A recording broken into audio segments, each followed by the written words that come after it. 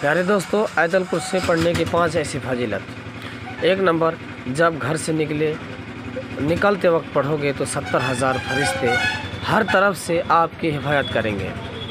2 number, جب گھر میں داخل ہوتے وقت پڑھو گے تو آپ کے گھر سے محتاجگی دور ہو جائے گی۔ 3 نمبر، جب وضو کے بعد پڑھو گے تو 70 درجے بلند ہوں گے۔ 4 نمبر، اگر رات کو سوتے وقت پڑھو گے تو ایک فرشتہ ساری رات آپ کی حفاظت کرے گا۔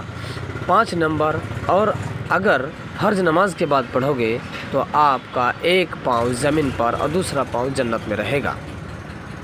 پیارے دوستو، حضرت ابی بن کعب سے روایت ہے، حضور صلی اللہ علیہ وسلم نے فرمایا، اے ابو منذر، تم جانتے ہو کتاب اللہ کی سب سے عظیم آیت کون سی ہے؟ انہوں نے عرض کیا، اللہ اور اس کے رسول زیادہ بہتر جانتے ہیں۔ پھر حضور نبی اکرم صلی اللہ علیہ وسلم نے پوچھا، تمہارے ساتھ کتاب اللہ کی کون سی آیت سب سے عظیم ہے؟ انہوں نے کہا، اللہ لا الہ الا هو الحی القیوم۔ حضرت ابی بن کعب بیان کرتے ہیں، اس کے بعد حضور نبی اکرم صلی اللہ علیہ وسلم نے میرے سینے پر ہاتھ رکھ کر فرمایا، تمہیں یہ علم مبارک ہو۔ اب منظر حضرت ابی بن کعب کی کنیت ہے۔ حضرت ابی حضور نبی اکرم صلی اللہ علیہ وسلم کے ان اولو العزم صحابہ میں سے تھے جو قرآن حکیم کے سب سے زیادہ جاننے والے اور قرآن حکیم کے بہت بڑے عالم تھے۔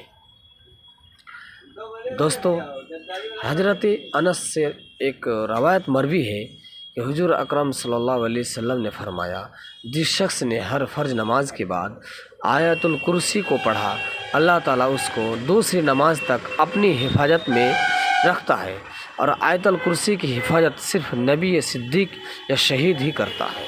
اس سے ثابت ہوا کہ فرض نمازوں کے بعد آیت الکرسی کا پڑھنا نبیوں، صدیقیوں اور شہداء شاہدین کی سنت پر عمل کرنا۔ نبی اکرم صلی اللہ علیہ وسلم سے یہ معلوم کرنے کے لیے انہوں نے اللہ تعالیٰ کے دین کو اور قرآن حکیم کو کتنا کچھ سمجھا ہے۔ بعض اوقات بعض وقت خاص سوالات کیا کرتے تھے۔ بعض صحابہ کرام کا یہ طریقہ تھا، حضور صلی اللہ علیہ وسلم کے سوال پر اس امید میں کہ کچھ مزید معلومات کرنے کے لیے وہ اپنے علم کے مطابق جواب دینے کے بجائے عرض کیا کرتے تھے کہ اللہ اور اس کے رسول کو زیادہ معلوم ہے، تاکہ رسول صلی اللہ علیہ وسلم وہ بات خود بتائیں۔ رسول صلی اللہ علیہ وسلم کا سوال کرنے سے یہ ارادہ بھی ہوتا تھا، صحابہ کرام کو مزید علم سکھائے۔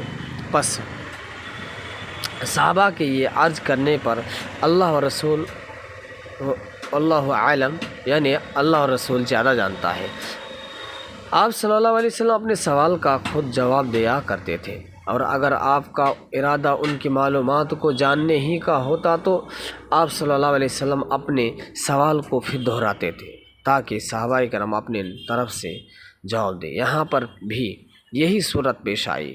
حضور صلی اللہ علیہ وسلم نبی اکرم صلی اللہ علیہ وسلم حضرت ابی بن کعب سے پہلی دفعہ سوال کیا تو انہوں نے جواب میں عرض کیا، اللہ اور اس کے رسول زیادہ جانتا ہے، مگر چونکہ نبی اکرم صلی اللہ علیہ وسلم کے پیش نظر